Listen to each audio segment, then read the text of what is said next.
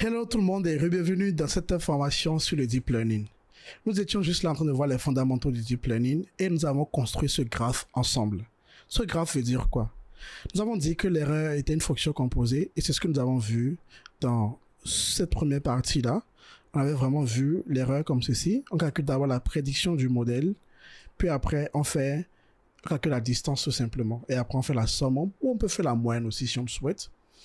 Donc du coup, on a d'abord quoi? On a d'abord en entrée les caractéristiques et le poids. On a autant de caractéristiques que de poids, que de W, les weights. Et ici, on fait quoi? On fait un produit matriciel, donc un NP point dot de X et de W. Donc ceci nous permet d'avoir une prédiction déjà au départ. Puis la dernière fois, lors de la dernière vidéo, on a introduit le biais, ok, qui nous permet, donc ici, on fait en fait M, donc le résultat du produit matriciel, plus B tout simplement. Et tout ça nous permet d'avoir une prédiction P, qui est le Y modèle. Ok? On est d'accord? Donc ce qu'on fait ici, c'est quoi? C'est que on calcule la distance. Et la distance, c'est quoi? On a dit qu'on fait Y moins, du coup, Y modèle, donc du coup P, le tout au carré. C'est ça qui nous donne le loss. Ok? Et donc, du coup, sur plusieurs maisons, on peut faire ici la somme, on peut faire la moyenne aussi si on le souhaite. Ok? Donc, ça, c'est notre graphe. On va appeler ça graphe. Et donc, du coup, plus tard, nous aurons à calculer la dérivée de L par rapport à W. Donc, si on a plusieurs X, si on a 13 caractéristiques, ça nous fait 13 W ici. Et aussi la dérivée de L par rapport à B, comme ceci. Ok? Alors, on sait déjà que la dérivée de P ici par rapport à B c'est 1 et ainsi de suite. Mais bon, pour le moment, ne considérons pas la dérivée. Essayons de créer rien que ce code-là déjà pour notre fonction erreur. Donc, notre fonction erreur avant, c'était ceci. Et là, maintenant, on va le changer ensemble. Ok? On va le changer ensemble, on va le modifier. On va l'appeler graphe désormais. Donc, def. Est-ce qu'on va appeler graphe? Appelons toujours erreur. Donc, def erreur. Ok, ça prend quoi à l'entrée? Cette fois-ci, ça prend un grand X, un grand Y également, et ça prend le W et le B. Voilà, ok? Donc, qu'est-ce qu'on fait? Au début, on calcule M qui est égal à NP dot de X et de W. Donc, X et W comme ceci. Et ensuite, on calcule la prédiction qui est égale à M plus B, comme ça. Puis, nous calculons l'erreur désormais qui est grand L. Alors, cette fois-ci, on va utiliser la moyenne au lieu de la somme. Donc, du coup, avec la moyenne, on aura une idée de l'écart le cas qu'on a en moyenne, en fait, par rapport aux réelles prédictions. Donc, du coup, on fera np.min, la moyenne de quoi? La moyenne de Y moins P. Donc, ça, je vais mettre ça en parenthèse et je fais le tout au carré.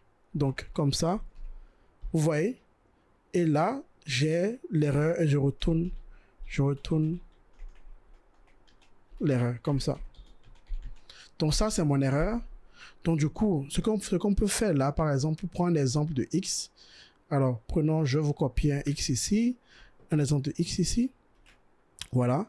Donc, on a ce X là. Donc, si je prends X.shape, on verra que c'est 4 maisons et 3 caractéristiques. Donc, alors, je vais copier un Y également aussi. Le Y, on doit avoir quelque chose comme ceci.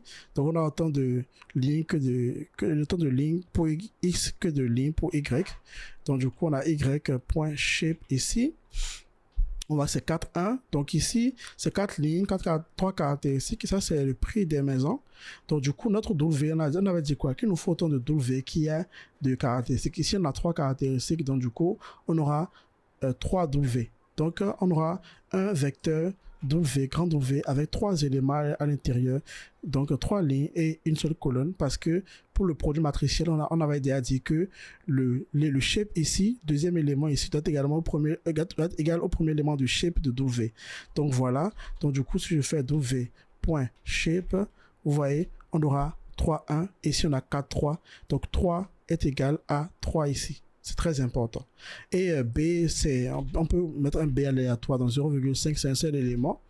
Donc du coup, ce qu'on peut faire maintenant, on peut faire erreur et je lui donne X, Y, W et B en entrée et nous donne l'erreur. L'erreur, en fait, cette erreur du coup sera liée à quoi? Ce sera lié de la même manière que l'erreur ici était liée à ce W égale à 5 là. Ok, alors je l'avais où l'erreur était 342,25, c'est lié à ce W égale à 5.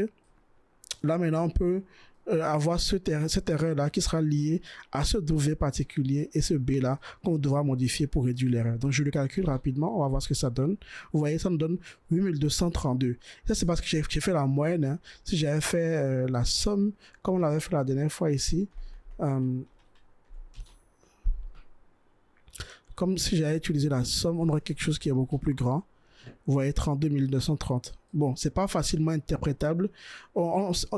C'est la somme des distances. La moyenne peut nous dire, OK, en moyenne, voici la distance qui est entre nos prédictions et la réalité. Donc, du coup, je vais utiliser la moyenne en faisant NP min. Voilà. Et donc, du coup, on est en mesure de calculer notre erreur en fonction de si on a plusieurs caractéristiques. On a également le biais B. On est en mesure de calculer l'erreur. C'est super. Donc, dans la prochaine vidéo, maintenant, on va calculer la même chose. On va considérer maintenant les dérivés. Comment on peut calculer la dérivée de l'erreur par rapport à W et par rapport à B pour pouvoir les modifier tout simplement. C'est ce que nous allons voir dans la prochaine vidéo.